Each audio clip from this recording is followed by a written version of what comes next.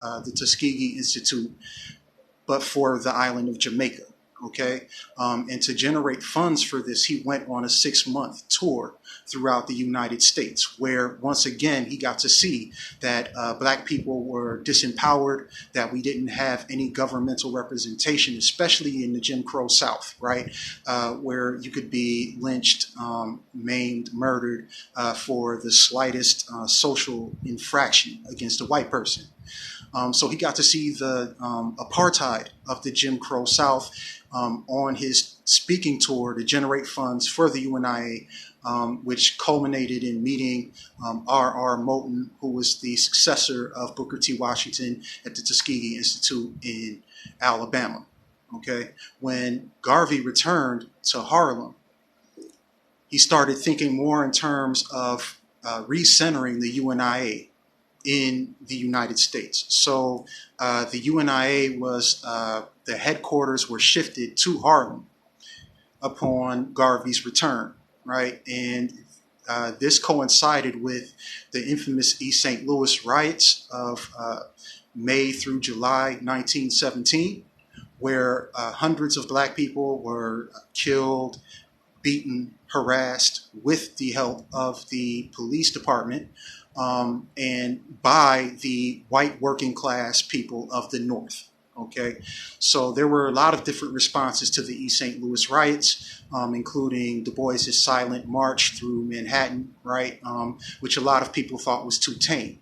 Garvey, on the other hand, was more tapped into the militant spirit of self-defense, at least in his rhetoric, right, in his public speaking. And he was also very much a man of the people, in the sense that he was able, through his oratory, through his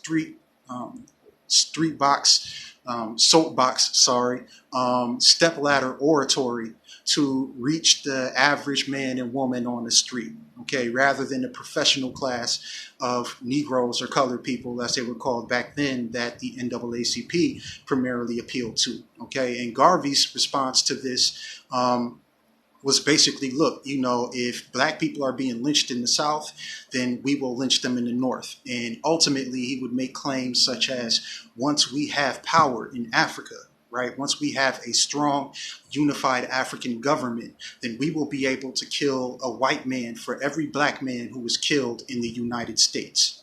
Okay, so Garvey was really, even though he wasn't talking about a revolutionary reclamation of power in Africa at this time, he was tapping into the need that the masses of people, black people, felt for self-defense, okay? And the mainstream civil rights organizations, even if some of them occasionally hinted at things like this, like Du Bois did in The Crisis, they, as a rule, were not out there in the street appealing to the man in the crowd who was looking for action, okay? So because of the UNIA's populist approach and Garvey's keen grasp of mass politics, the UNIA witnessed a rapid growth from 1918.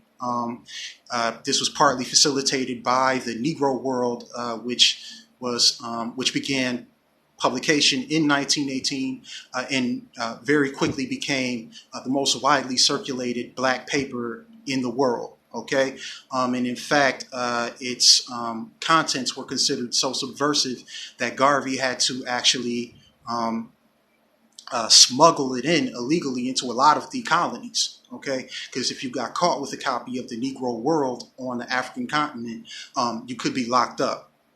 Okay, he also built institutions like the Negro Factories League, which was a corporation of different factories that were run along cooperative lines, okay? And he also developed what was called the African Legion. Now, the African Legion was a paramilitary organization. Even though it didn't harbor military intentions, it still drew the attention of the authorities, specifically in the United States, and the attention of the Bureau of Investigations, which I will talk about very briefly in the next video.